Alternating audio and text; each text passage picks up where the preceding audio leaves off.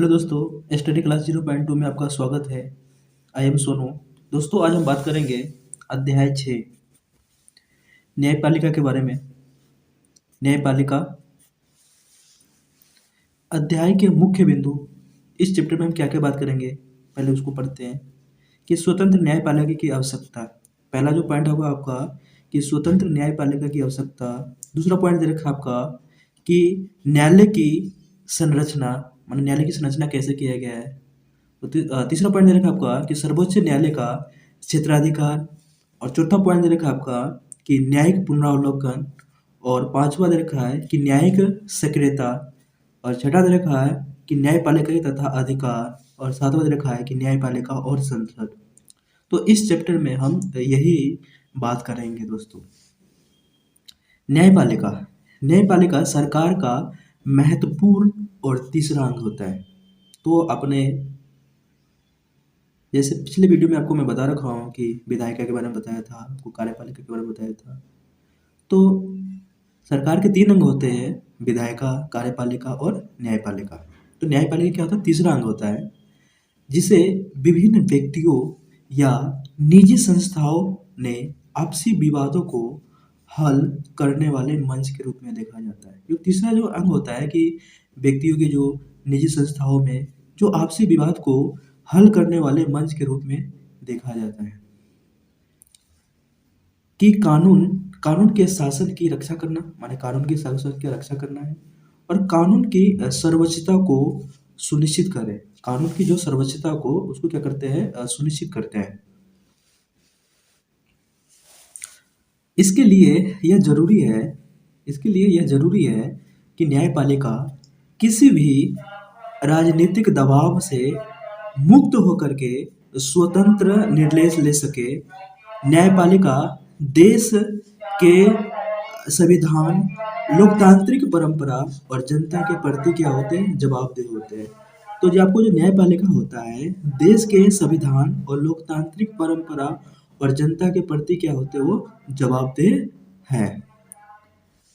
जैसे आपका विधायिका, कार्यपालिका, न्यायपालिका के कार्यों में किस प्रकार की बाधाएं न पहुंचाया जाए और न्यायपालिका ठीक प्रकार से कार्य कर सके। तो जो विधायिका है, कार्यपालिका है, न्यायपालिका के जो कार्य हैं, वो किसी प्रकार की उसमें बाधा ना पहुंचाए, है ना?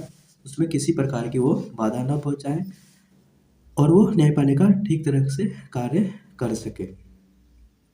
ठीक है दोस्तों, न्यायपालिका जो है वो ठीक से कार्य कर सके।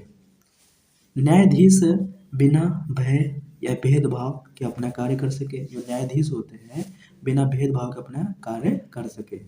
न्यायाधीश के रूप में नियुक्ति होने के लिए व्यक्ति को वकालत का अनुभव या कानून का विशेषज्ञ होना चाहिए। माने कोई भी जो न्यायाधीश बनता है तो उसको क्या करना है कि वकालत का अनुभव या कानून का विशेषज्ञ होना चाहिए। इनका निश्चित कार्यकाल होता है ना? कार्यकाल क्या होता है? निश्चित होता है। और ये सेवानिवृत्त होने तक पद पर बने रहते हैं। और विशेष स्थितियों में न्यायाधीश को हटाया जा सकता है। तो न्यायाधीश को कब हटाया जाता है? कि विशेष स्थितियों में न्यायाधीश को क्या कर सकते हैं? हटा सकते हैं। न्यायपालिका विधायिका, कार्यपालिका पर वित्तीय रूप से निर्भर नहीं है। माने कि जो न्यायपालिका होता है वो न्यायपालिका विधायिका पर और कार्यपालिका पर वित्तीय रूप से, माने पैसे के रूप में निर्भर नहीं है, क्योंकि यहाँ पे संसद में अलग प्रावधान दिया गया है। अगला दे रखा है कि न्यायाधीश की नियुक्ति कैसे की जाती है।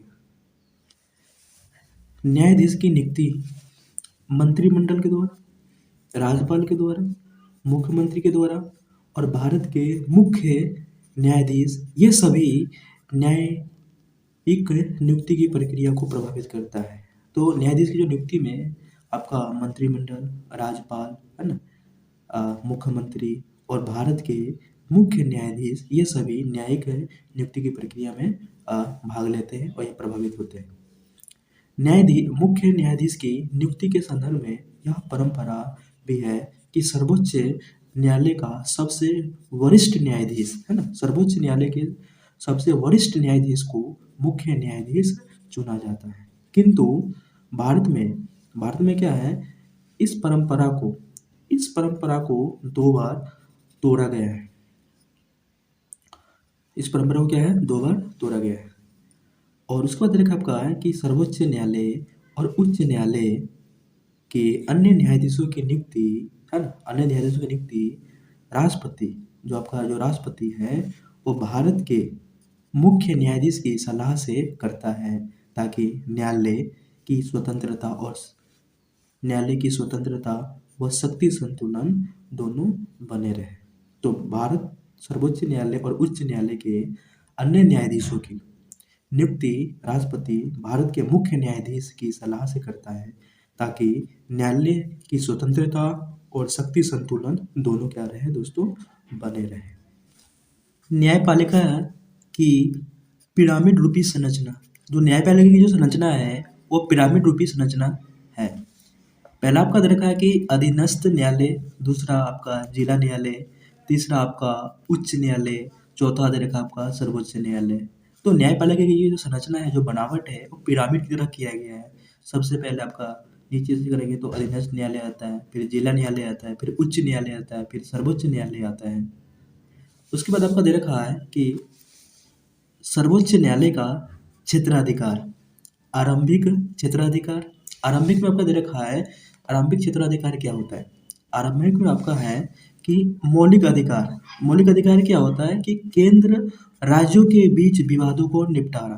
तो मौलिक अधिकार में क्या होता है, जो केंद्र और राज्यों के बीच जो झगड़े होते हैं उसको क्या करते हैं, सुलझाते हैं।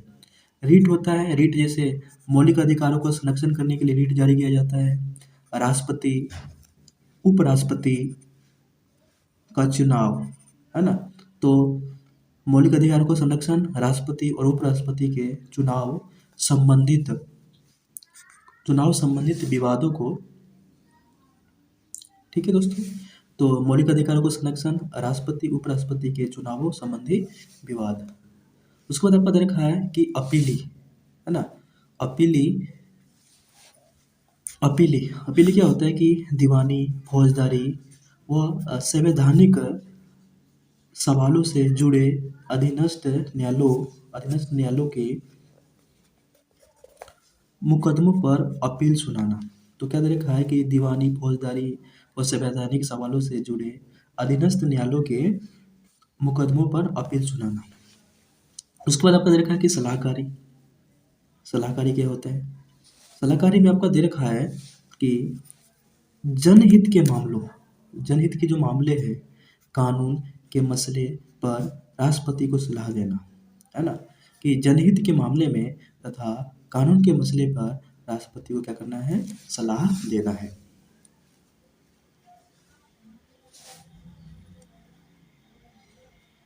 उसके बाद आपका देखा है कि विशेषाधिकार में क्या है कि विशेषाधिकार है कि किसी भारतीय अदालत के दिए गए फैसले पर स्पेशल लाइव पिटीशन के तहत अपील सुनाए, है ना। तो किसी भी भारतीय अदालत के दिए गए फैसले पर स्पेशल लाइव पिटीशन के तहत अपील पर सुनवाई। उसके बाद आपको दे रखा है कि भारत में न्यायिक सक्रियता का मुख्य साधन जनहित याचिका या सामाजिक व्यवहार याचिका रही है ना। तो ये चीज़ आपका है। 1979 से 80 के बाद जनहित याचिकाओं और न्यायिक सक्रियता के द्वारा न्यायाधीश ने उन मामलों में रुचि दिखाई है जहां समाज के कुछ वर्गों के लोगों को आसानी से अदालत की सेवाएं नहीं ले सकते। तो समाज के जो कुछ वर्ग है आसानी से अदालत नहीं जा सकते, जैसे गरीब वर्ग आपका हो गया। और इस उद्देश्य की पूर्ति हेतु, है ना, न्यायालयों ने जन सेवा से भरे नागरिक, सामाजिक संगठन और वकीलों को समाज के जरूरतमंद गरीब लोगों की ओर से याचिका दायर करने की इजाज़त दी। उसको आपको दे रखा है कि न्यायिक सक्रियता ने न्याय व्यवस्था को लोकतांत्रिक बनाया और कार्यपालिका को उत्तरदायी बनने पर बाध्य हो गए। तो जो न्यायिक सक्रियता ने न्याय व्यवस्था को लोकतांत्रिक बनाया और कार्यपालिका उत्तरदायी बनने पर बाध्य हो गए। चुनाव प्रणाली को ज्यादा मुक्त निष्पक्ष बनाने का प्रयास। चुनाव लड़ने वाले प्रत्याशियों अपनी संपत्ति, आय और शैक्षणिक योग्यता के संबंध में शपथ पत्र देने का निर्देश दिया ताकि लोग सही जानकारी के आधार पर प्रतिनिधियों का चुनाव कर सके। तो चुनाव लड़ने के समय क्या होता है कि जो प्रत्याशी होते हैं अपनी संपत्ति के बारे में बताते हैं, आय के बारे में, उसकी शैक्षणिक योग्यता का है, कितना तक पढ़ा हुआ है, और शपथ पत्र देने का निर्देश दिया गया ताकि लोग सही से जानकारी के आधार पर चुनाव कर सके। उसके बाद आपका देखा है कि सक्रिय न्यायपालिका का नकारात्मक पहलू। न्यायपालिका के काम का बोझ बढ़ा है। न्यायिक सक्रियता से विधायिका, कार्यपालिका, न्यायपालिका के कार्यों के बीच अंतर करना मुश्किल हो गया है, जैसे वायु, ध्वनि प्रदूषण दूर करना, भ्रष्टाचार की जांच व चुनाव सुधार करना इत्यादि विधायिका की देखरेख में प्रशासन करना चाहिए। सरकार का प्रत्येक अंग एक दूसरे की शक्तियों और क्षेत्राधिकार का सम्मान करे। तो सरकार के जो जितने भी जो प्रत्येक अंग है, एक दूसरे को जो क्षेत्राधिकार है उसका सम्मान करे। न्यायिक पुनरावलोकन का अधिकार। न्यायिक पुनरावलोकन के अधिकार में क्या होता है दोस्तों कि न्यायिक पुनरावलोकन का अर्थ होता है कि सर्वोच्च न्यायालय किसी भी कानून की संवैधानिक जांच कर सकता है। यदि यह संविधान के प्रावधानों के विपरीत हो तो उसे गैर संवैधानिक भी घोषित कर सकता है। माने संविधान के विपरीत, संविधान के हिसाब से न हो तो उसको गैर संवैधानिक घोषित कर सकता है। संघीय संबंध में जैसे केंद्र राज्य के मामलों में सर्वोच्च न्यायालय ने न्यायिक पुनरावलोकन की शक्ति का प्रयोग कर सकता है। न्यायपालिका विधायिका द्वारा पारित कानूनों की और संविधान की व्याख्या करती है। प्रभावशाली ढंग से संविधान की क्या करती है, वो रक्षा भी करती है। नागरिकों के अधिकारों की रक्षा करती है ना, नागरिक के जो अधिकार है उसको रक्षा करती है। और जनहित याचिका, जो जनहित याचिका द्वारा नागरिकों के अधिकारों की रक्षा ने न्यायपालिका की शक्ति में क्या कर दी है, बढ़ोतरी की है ना, बढ़ोतरी कर दी है। उसके बाद आपको दे रखा है कि न्यायपालिका और संसद। और न्यायपालिका और संसद क्या होता है उसके बारे में बात करेंगे कि भारतीय संविधान में सरकार के प्रत्येक अंग का एक स्पष्ट कार्य क्षेत्र है और इस कार्य विभाजन के बावजूद संसद, न्यायपालिका, कार्यपालिका और न्यायपालिका के बीच टकराव भारतीय राजनीति की क्या है, विशेषता रही है। संपत्ति का अधिकार। संसद की संविधान को संशोधित करने की शक्ति के संबंध में और इनके द्वारा मौलिक अधिकारों को सीमित नहीं किया जा सकता है ना, जो मौलिक अधिकार है उसको सीमित नहीं कर सकते। निवारक नजरबंदी कानून है आपका, निवारक नजरबंदी कानून है। नौकरियों में आरक्षण संबंधी कानून है कि नौकरियों में जो आरक्षण संबंधी जो कानून है उसके बारे में। उसके बाद आपको दे रखा है कि 1973 में है ना, 1973 में सर्वोच्च न्यायालय के निर्णय संविधान का एक मूल ढांचा संसद सहित कोई भी इस मूल ढांचे से है ना छेड़छाड़ नहीं कर सकती है। संविधान संशोधन द्वारा भी इन मूल ढांचे को नहीं बदल सकता है। इस मूल ढांचे को संविधान भी नहीं बदल सकता है। संपत्ति के अधिकार के विषय में न्यायालय ने कहा कि यह मूल ढांचे का हिस्सा नहीं है, उस पर समुचित प्रतिबंध लगाया जा सकता है। न्यायालय ने यह निर्णय अपने पास रखा और कोई भी मुद्दा मूल ढांचे का हिस्सा है, कोई भी मुद्दा क्या है कि मूल ढांचे का हिस्सा है या नहीं है। निर्णय संविधान की व्याख्या करने की शक्ति सर्वोत्तम उदाहरण है। सर्वोत्तम उदाहरण आपका दे रखा है। उसके बाद आपका दे रखा है कि संसद न्यायपालिका के बीच विवाद के विषय में बने रहते हैं और संविधान जो है यह व्यवस्था करती है कि न्यायाधीशों के आचरण पर संसद में चर्चा नहीं की जा सकती है, लेकिन कुछ अवसरों पर न्यायपालिका के आचरण पर उंगली उठाई गई है। इस प्रकार न्यायपालिका ने कई अवसरों पर भी, है ना, कई अवसर पर विधायिका की आलोचना की है। कई अवसरों पर क्या किया है कि वो विधायिका की क्या किया है, वो आलोचना किया है। उसके बाद आपका दे रखा है लोकतंत्र में सरकार के एक अंग का दूसरे अंग की सत्ता के प्रति सम्मान बेहतर जरूरी है ना।